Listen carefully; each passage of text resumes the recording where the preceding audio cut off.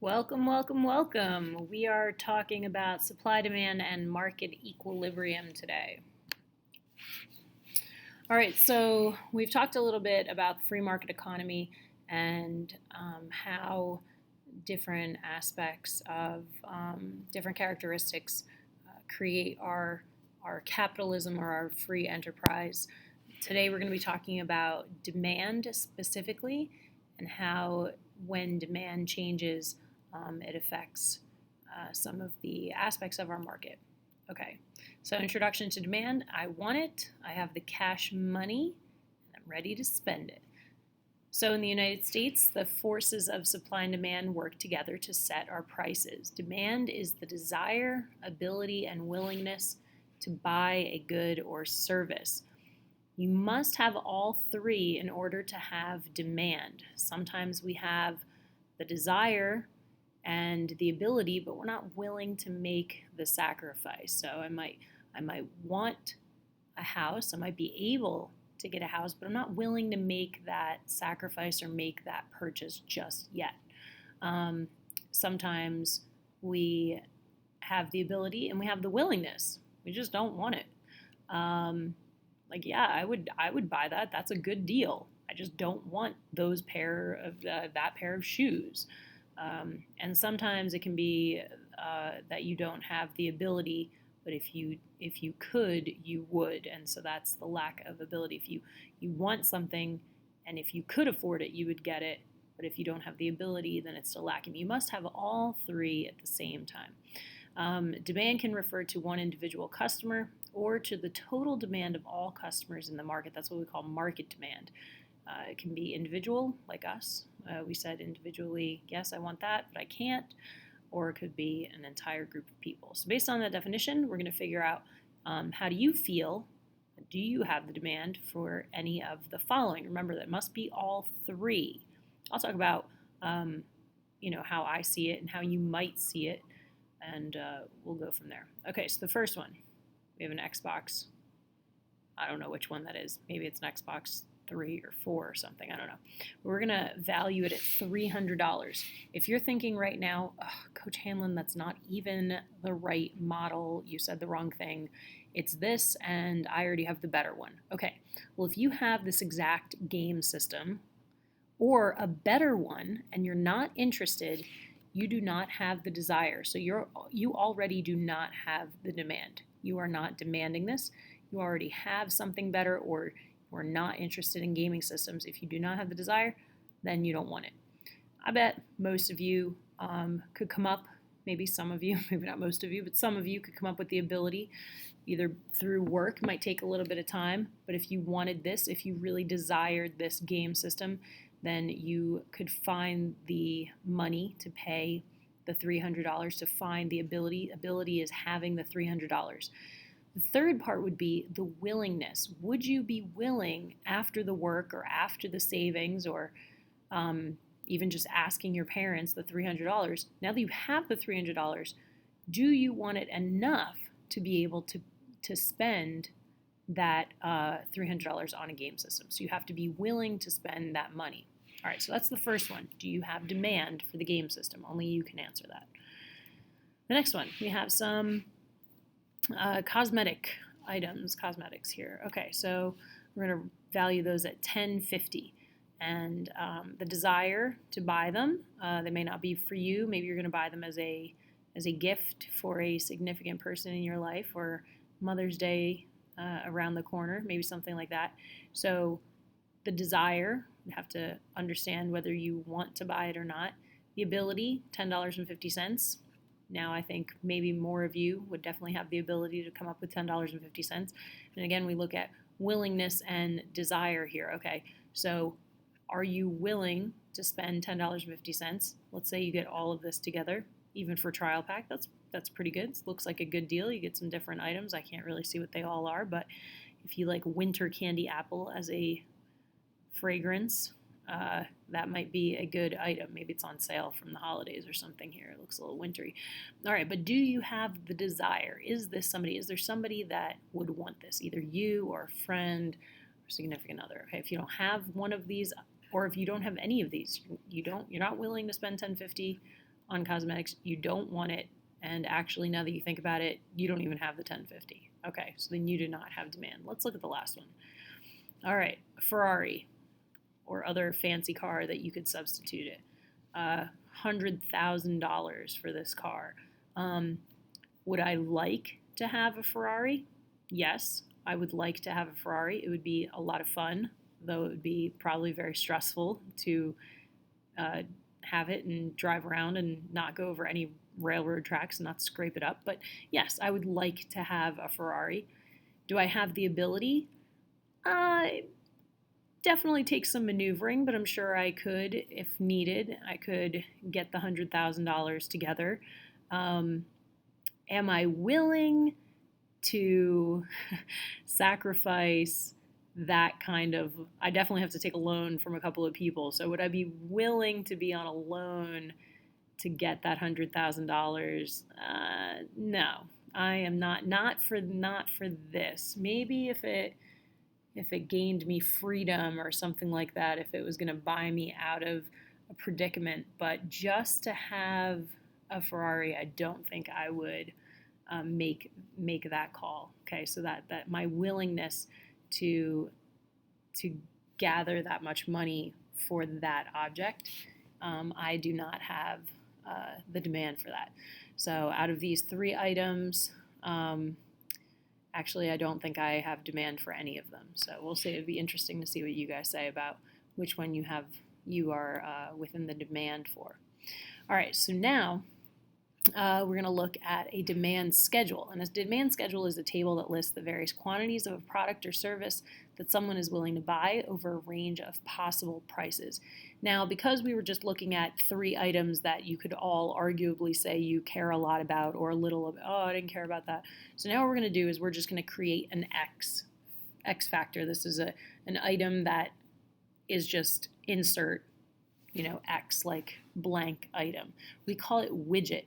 A widget being just this nondescript item, so nobody can say, well, I don't care about cosmetics, so I'm not going to participate in this. So a widget, you don't know what the actual item is. So we look at the price of a widget, and so the price per widget here is $5. Quantity demanded of the widget per day is 2. As the price per widget decreases, the quantity demand is going to increase. And again, you can substitute this for any item that you might desire. I will use, for example, Starbucks. If Starbucks caramel macchiato, a grande caramel macchiato, is $5, maybe the demand that for you would be 2. You'd be willing to pay for 2 caramel macchiatos per day. As the price decreases, the demand is going to increase. Okay, I would have to make more of the caramel macchiato. And again, you can substitute caramel macchiato for anything because widget is the thing that you desire. So you would see that as the price decreases, the demand is going to increase. It's a pretty stable item that we see there. A demand schedule can be shown as points on a graph. So we could practice creating this graph by looking at the price per widget versus the quantity demanded. As the price lowers, the price is lowering, it is going to create a higher demand. So the graph lists prices on the vertical axis. We're going to put the prices on the vertical, the up and down, which is our y-axis, and the quantities demanded, that's the horizontal axis. Okay, that's our x-axis. Each point on the graph shows how many units of the product or service an individual will buy at that particular price. And the demand curve is the line that connects these points. Even if it's not a curve, even if it's a straight line, we still call it the demand curve. So here we see this. Price per widget is over here. We started at $5. The demand was 2. Quantity of demanded widgets here, 2. So $5, there's only going to be 2 demanded. As I decrease the price, come down to $4, now there are 4 demanded. decrease the price, 6 are demanded, okay? And there's a curve for that. So what do we notice about the demand curve? We're seeing that the curve is going down. How would you best describe the slope of the demand curve? Well, we see that as the price decreases, the quantity increases. So it's sloping downward. This shows that people are normally willing to buy less of a product at a high price and more at a low price. This is always going to be true. As the price for that Xbox goes down, the demand will go up. According to the law of demand, quantity demanded and price move in opposite directions. It works the other way as well. As it continues, we can continue it this way. If the price is going to continue for the widget, the quantity demanded will be less. Change in the quantity demanded due to a price change occurs all along the demand curve. Okay, so it is as we increase the price, we are going to decrease the quantity, okay, as it moves in. And in the opposite realm, as you decrease the price, you are increasing the demand. So at $3 per widget, the quantity demanded was 6. $3 demanded 6. An increase in the price of widgets from $3 to $4. Now, if I come over here, will lead to a decrease from, instead of it being 6, now it drops down to 4. And there's that change. So the quantity demanded of widgets changes and it shifts over from $3 as it increases to 4. Now the demanded quantity of widgets is also going to decrease. Now, if you do the math, you can look at $3 times 6, that would have been $18, okay, in the total, okay, total value or total gain that day. But as it changes, just because you increase the price, like, oh, we're going to make more money, so I'm going to increase my price. And if you move to $4 and we multiply 4 times 4, and that's 16 versus 18, 16 is less. Your best point in the demand was to keep it at $3 and let the demand stay at 6. All right, so reasons for change in demand, they can shift for a number of factors. So we're going to look at these different factors. The buyers, or the number of buyers. Changes in the number of consumers can change the demand. How many people are interested in that item?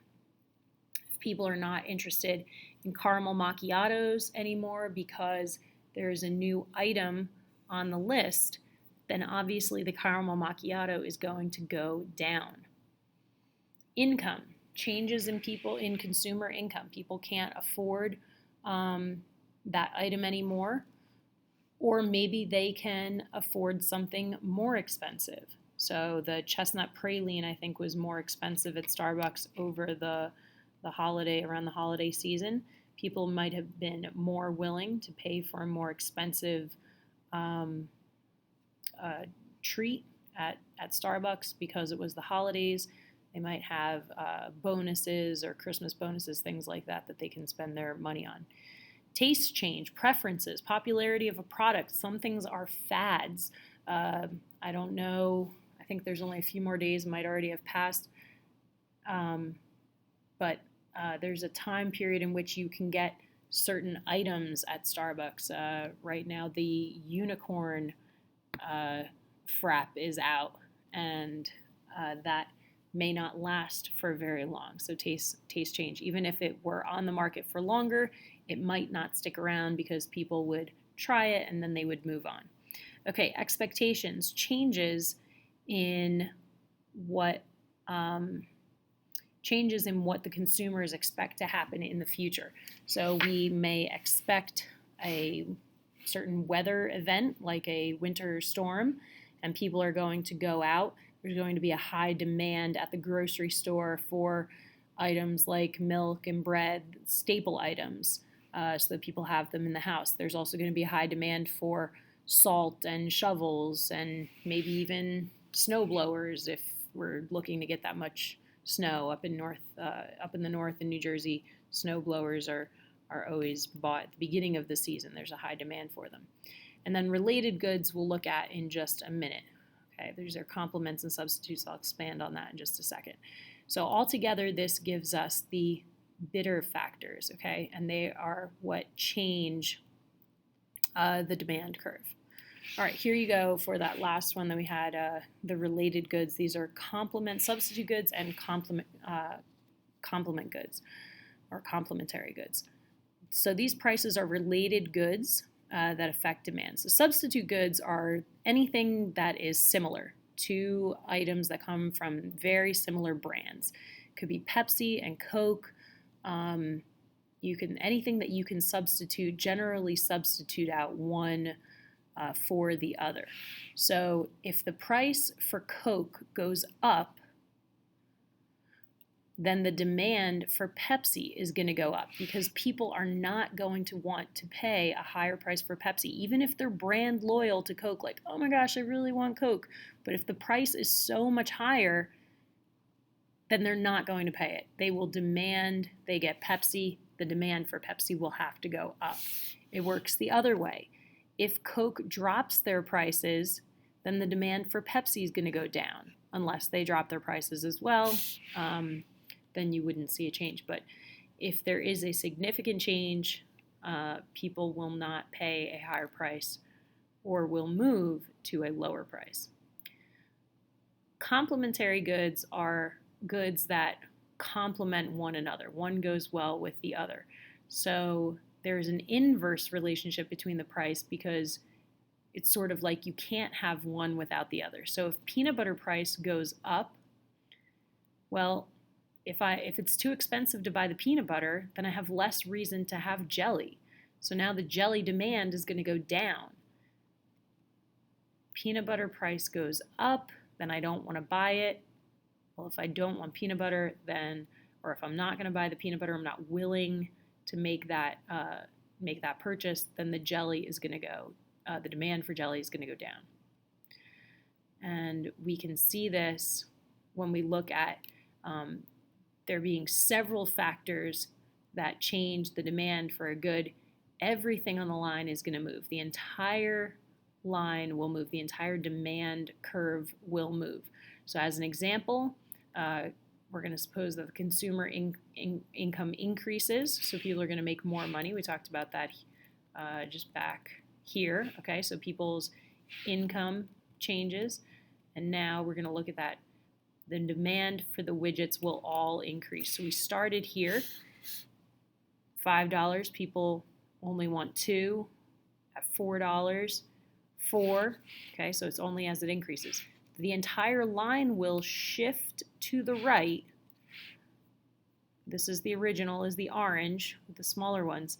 But as people have more money, they're going to demand more. So now with $5, now the demand is 4. Before, $4 only got you 4. Now $4 will get you 6. This is a new demand curve. The entire curve is going to change. Okay, it doesn't matter what the price of the widget is. This is a change due to one of the factors, one of the bidder factors, or biter factors. Bidders, talking about Mr. Bidders. Okay, demand will also decrease due to changes in factors other than price. So for an example, we're going to suppose that widgets become less popular, okay? It might have been a trend, it was a fad, nobody wants it anymore. So now the demand curve can decrease, and it's going to decrease entirely. The entire demand curve is going to decrease. So before, people were willing to pay $5, 2 demands of widget,